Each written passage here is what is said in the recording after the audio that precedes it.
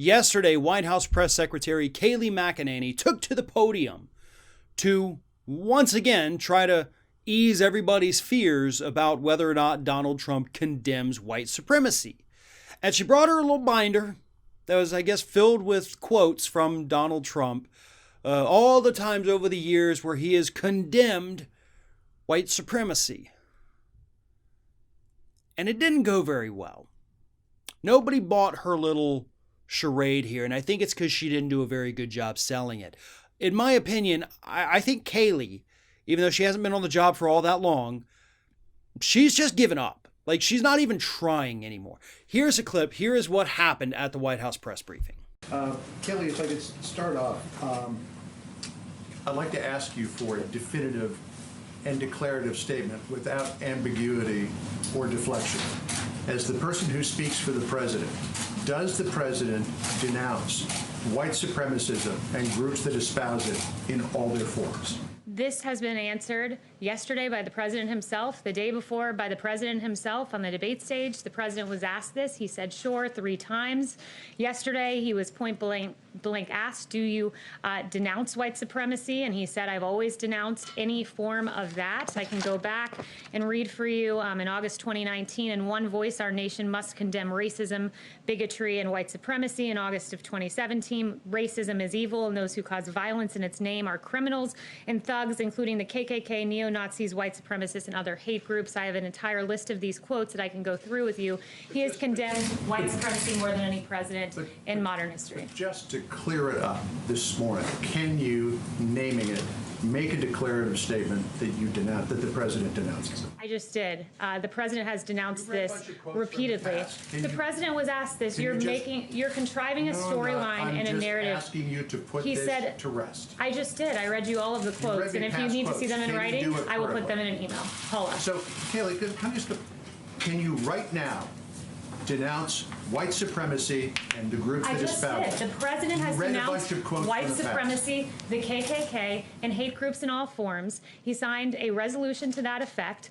The president just last week, perhaps you all weren't covering it, but just last week expressed his desire to see the KKK prosecuted as domestic terrorists. This president had advocated for the death penalty for a white supremacist, the first federal execution in 17 years. His record on this is unmistakable, and it's shameful that the media refuses to cover it.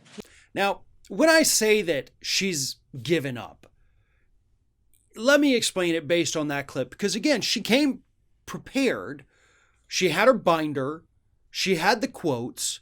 She knew what things to point to. She tried really, really hard. But she tried too hard.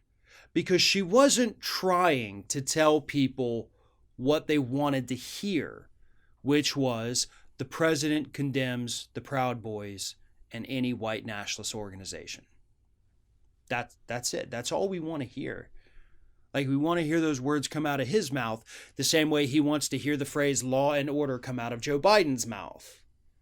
But obviously, condemning a horrible faction of human beings is a little more important than just saying law and order.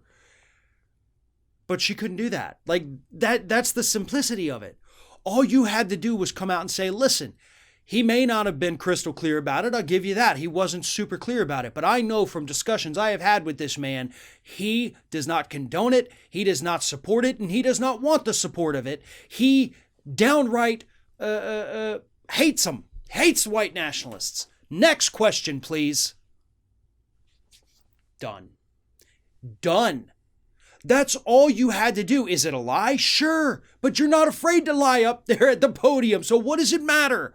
What does it matter if you tell a lie that it actually is what everybody wants to hear at that point?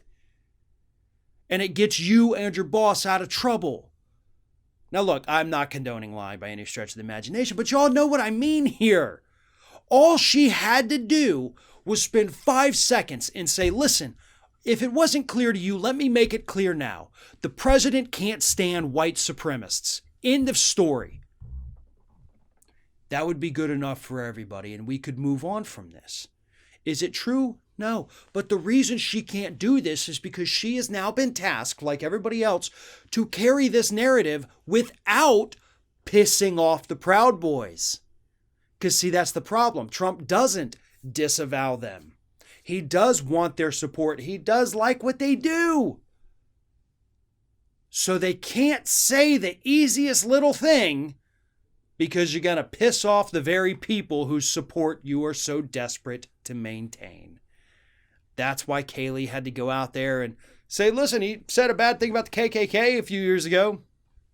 Is that not good enough? Well, no, it's not. Because we're not talking about the KKK. Saying the KKK is bad is a no-brainer. Everybody gets that. You talk about the more modern ones, the more sneaky ones with their racism, like the Proud Boys. But he won't do that because he wants their support. And Kayleigh can't do the very simple task of even just lying and saying he does. So she could have done the easy thing, but instead she decided to carry the narrative, to further the lie, because I honestly don't even think she cares at this point. She doesn't care that her boss is getting pummeled in the polls. She doesn't care that she's giving non-answers to people. She doesn't care that she's pissing off the press. All that she cares about is that she's got a good job, people know her name now, and she thinks it's going to open doors for her in the future. And if you think that, how about you look and see how successful all of the former White House press secretaries from this administration have been since leaving the job. You may want to leave this one off your resume.